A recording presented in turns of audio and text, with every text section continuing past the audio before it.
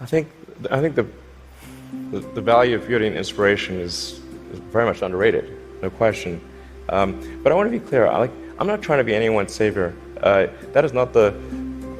I'm just trying to think about the future and not be sad.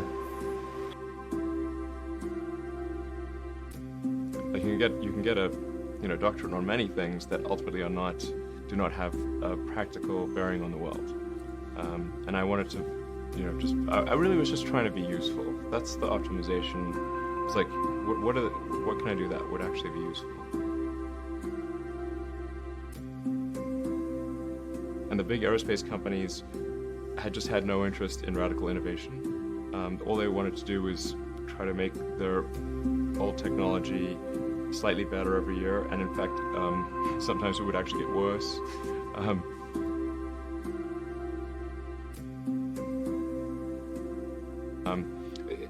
People sometimes think technology just automatically gets better every year, but it actually doesn't. It only gets better if smart people work like crazy to make it better. That's how any technology actually gets better. And by itself, technology, if people don't work on it, actually will decline. Look at the history of civilizations, many civilizations, and look at, say, ancient Egypt, where they were able to build these incredible pyramids, and then they basically forgot how to build pyramids. And then even hieroglyphics, they forgot how to read hieroglyphics. So we look at Rome, and how they were able to build these incredible roadways and aqueducts and indoor plumbing, and they forgot how to do all of those things.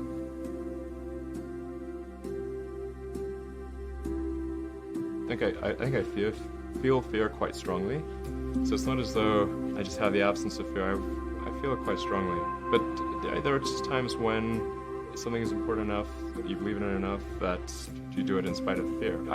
People shouldn't think, well, I feel fear about this, and therefore I shouldn't do it. It's normal to feel fear. Like you'd have to do something mentally wrong if you didn't feel fear.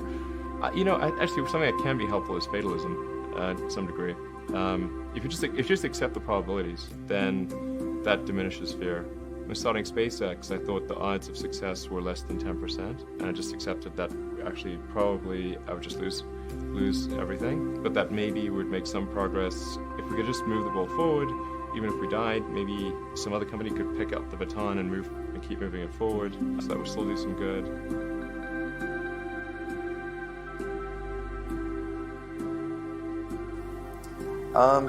Well, I think one thing that's important is if you have a choice of a lower valuation with someone you really like, or a higher valuation with someone you have a question mark about, take the lower valuation. It's better to have a higher quality venture capitalist who you think would be great to work with than to get a higher valuation with someone where there's even a question mark, really.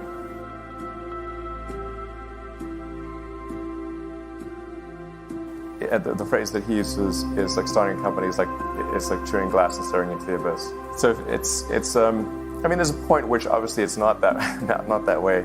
The staring into the abyss part is just, are you facing imminent death? And we certainly were at SpaceX and Tesla and Solar City for a long time. We're no longer staring into the abyss, which is great. There's always going to be some amount of glass that's got to be chewed, but it's less and less. Yeah, the abyss is kind of there in the distance, but I'm not staring right at it.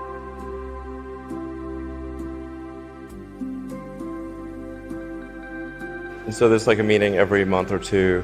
That's the sum total of my contribution. But I think to the degree that there are people in the room who are arguing in favor of doing something about climate change, or other social issues. I've used the meetings I've had thus far to argue in favor of immigration and in favor of climate change. That wasn't on the agenda before, so maybe nothing will happen, but at least the words were said.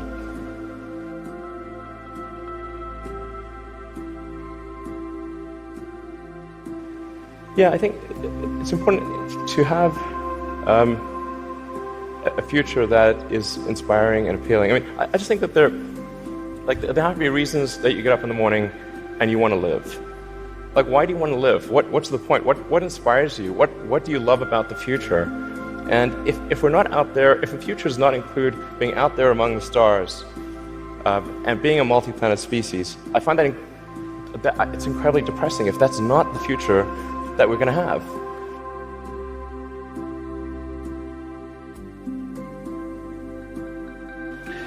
I look at the future from a standpoint of the probabilities. It's like a branching stream of probabilities, and there are actions that we can take that affect those probabilities, or that accelerate one thing or slow down another thing, introduce something new to the probability stream.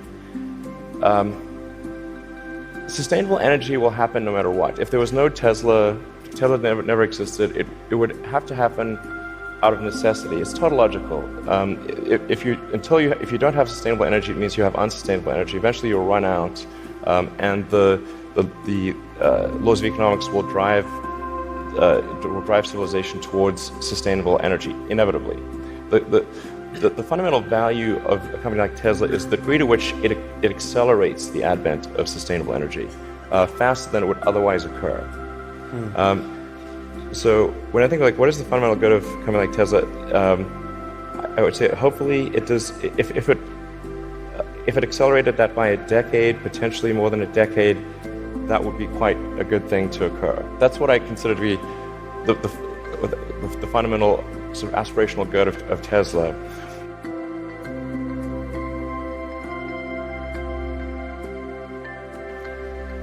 I think the value of beauty and inspiration is very much underrated, no question. But I want to be clear. I'm not trying to be anyone's savior. That is not the. I'm just trying to think about the future and not be sad.